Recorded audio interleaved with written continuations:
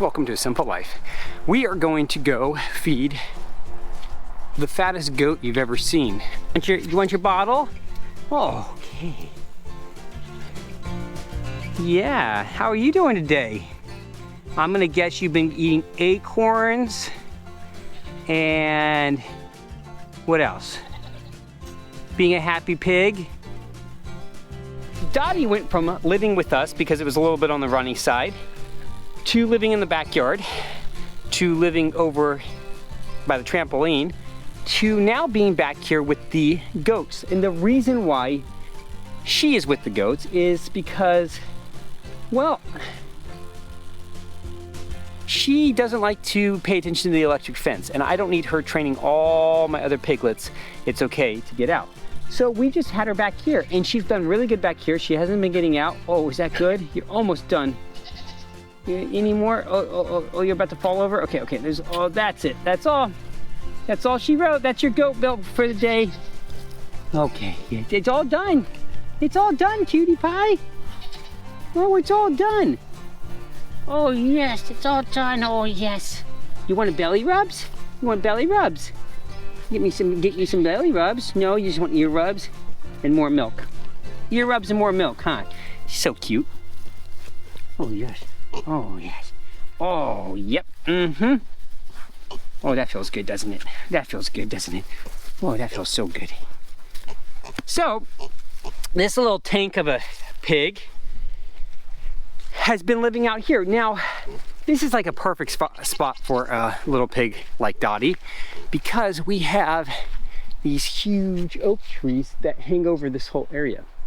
And so there is more than enough acorns for a pig, a little pig like this, to be back here and browsing around and eating and finding little grubs and stuff to eat. So that's what she's been doing. It'll be perfect for her back there. Okay, let's see. Christine, we have some other folks in here. Hey, Christine! One of those goats isn't like the others. Oh, yeah, they're kind of short. Kind of short. I'm not sure how you're gonna milk that one. Really carefully. Very carefully. Okay, there you go. We are up at Oak Hill, or as I like to refer to it, as Herman's now. We just drove up, and we are gonna be working on something today that's a little different. Here's what we're gonna be doing. We are gonna be collecting apples. 2 55-gallon drums of apples. And the reason for that is we are gonna be butchering pigs in about 2.5 weeks. And in 2.5 weeks, they're going to the butcher. There's gonna be probably 2 of them, and I'll probably butcher a couple for our family. So probably 3 or 4, maybe 5 pigs will get butchered out in a couple-day period. When we do that, before we do that, I like to feed them a lot of apples. Now, we already feed them tomatoes and sorghum and all kinds of good, healthy, organic, non-GMO stuff. But I do like to finish them off on apples. And so for the next 2.5 weeks, they are gonna be eating enough apples to make pig applesauce. How do I get all these apples? Well, we have these apple trees, and we have a lot of apples that are on the ground. A lot of them. We got a couple cats too, but the cats are not going to be fed to the pigs. All the way through here, the apples that we did not eat, that we did not use, will be fed to the pigs, which is one of the reasons why I love having apples. I really love having apple trees because the apple trees allow me to finish the pigs. The one thing I'd love to have is a really dense oak stand to complement my apples. But I don't have that, so the pigs will just have to be finished on apples and we'll have to skip the acorns. Remember we planted those oaks? We did that on a live stream where we did oaks and figs at the same time. So this is one of them, and you can see some of these are covered. The cats keep removing these 2 covers, so I gave up on trying to deal with it and just left them uncovered. I'm kind of curious on how these acorns are doing. Not that this is actually already rooted. I can feel it. It doesn't want to come up. See, yeah, it doesn't want to come up. It's rooted. So there's an little acorn there. It's rooted. Let's see about this one. Let's see. Oh, there's an acorn right there. Let's see.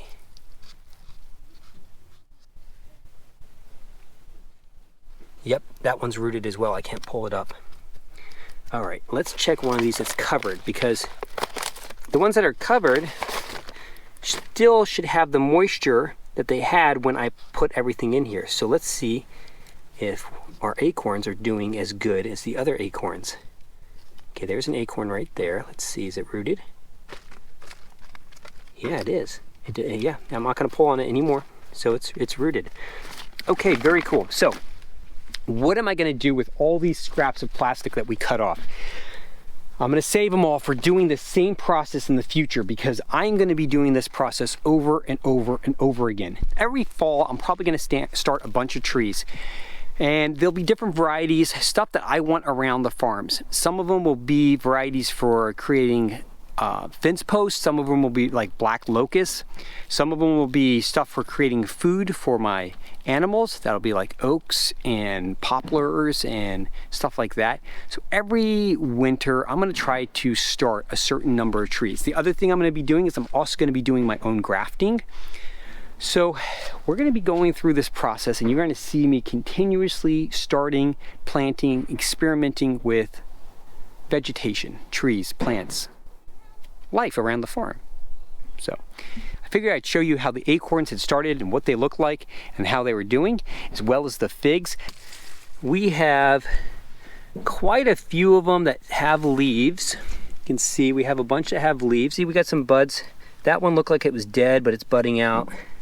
This one right here is looking good. It's got some leaves coming out on it. That one looks like it's got leaves about to come out. So got a bunch. Oh, this one looked like it was dead, and now it looks like it's alive. I've pulled a few of these that look really dead out and was worried about them and was like, oh man, I lost them, they're dead. But look, like this one died at the top, but then this little bud right here popped out. So I'm not worried. Like a lot of things, I'm not worried about this at all. While some of the figs, the tips died back, they are still growing, and I know they're growing because I'm seeing new buds come off of them, as well as a few of them that have opened up to take a look. They started to have root systems that are being developed, which tells me we have fig trees. All right, I'm gonna go help the boys. We're gonna pick a bunch of apples, and then I'll show you tomorrow when we feed them to the pigs, because boy, the pigs love them. I told you we were gonna come out and feed our pigs those apples, remember that? All right, so Clint's got the first 5-gallon bucket of apples. Let's see how the pigs like them. Get him! Apples and hot dogs! Obviously, I think the pigs like apples. Yeah, for sure.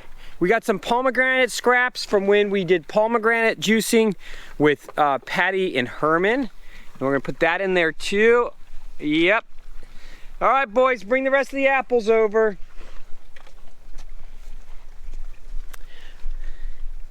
So, as you can see, it's been a while since I've shown you these pigs. We have some pigs that are ready to butcher, like seriously ready to butcher. The little one got pomegranate over there. It doesn't want anybody to eat its pomegranate. And by the way, remember those piglets we castrated? I don't see anybody limping. It's been about a week or so. There's not a single one in there limping. Nobody's limping, nobody's dead. Everybody's happy. Everybody's running around, doing good. They're doing real good. How many more buckets, boys? Let me count. 3 or 4. So I really want to finish these guys out on apples. That's why we're going to be giving them about 5 to 6 5-gallon buckets of apples a day for the next, well, I don't know, probably 2-3 weeks. And the pomegranates, that was just added because we had juiced some pomegranates, and well, why not? The pigs love them. This is our pig pasture. I've shown you this in the past. And we have another 3 or 4 moves to go. I want to show you these pastures because, once again, I like to show you guys the process of what happens as we run animals across the pastures, as the animals are disrupting the ground. What happens? We have strip grazed pigs through this pasture right here, with the way that it looks, for the last 2 years. And I mean, that is a pretty good pasture. I mean, I would be fine with my cows in here. A lot of times if this pasture starts getting out of control, meaning like height-wise, I'll run cows in here. Just run them through, let them mow it down, and then we'll continue to strip graze the pigs through. Because the cows, you know, you give them a couple days, they take off the top, you know, foot or so of 2 foot tall grass. Maybe they take it down to 8 inches or so. During that time, before the pigs get put back on it, you have a month of growth and you have the manure down and all that kind of stuff. It's just a good mix of how we're raising these guys. So these pastures, while the pigs do a lot of damage to them, they recover. And they recover because we give them a lot of time to recover. And so that's kind of one of the reasons why we ended up using this specific field for doing pigs, because I figured I'd have enough room to run my pigs from one side to the other side and not completely disturb it to the point where it didn't have time to recover. And what do I mean by time to recover? Well, if we came back and hit this section again in a month, this would not have had time to grow at all. But instead, they're going to be going over there, which had time to recover. And when they're done with over there, we're going to move them all the way down to the other end of the field. And we'll start the whole entire process again coming this way. And the number of moves it takes about 20 or so moves. So that's somewhere between, you know, 5 and 6 months to get from one side to the other side of the pasture. If you don't believe me, go look at videos from 6 months ago. I'll tell you right now, we were probably on the other side of the pasture. So when it comes to disturbance of our pastures, what am I looking for? What am I happy with? Well, to be honest, while this looks like a real muddy mess, the boys did a perfect job on this. They came in and they actually got the pigs off of here directly after it got real torn up. And what I mean by real torn up is you can see there's still grass, okay? Not everything is soupy. So what has happened is the pigs have stepped in, dunged around, turned a little bit of stuff over, but they haven't completely flipped the sod. So the sod, the overall structure of the grasses aren't ruined. Now, they have been disturbed drastically. It's not a little bit of disturbance, it's a lot of disturbance. But they haven't turned it into soup.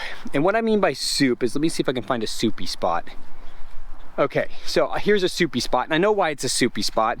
It's because this is where the boys pull up to feed the pigs. So see how shiny and soupy that is? That's what you don't want. That right there is what you almost have to just throw some extra seed on. And we probably will. We'll bring some seed out and we'll throw some seed on that, because that is just soupy mess, and there's not really anything you can do about it. Once it gets soupy like that, it's going to take some time for the ground to recover. But when it's like this over here where it's clumpy, there's grass, there's still grass in there, you give it a couple weeks and all of a sudden you're going to see that like the grass is still there, the dirt's going to get washed off of the leaves, will be good. That's what we're looking for. Now, that is really hard to be consistent about as we go through winter because we get so much rain here.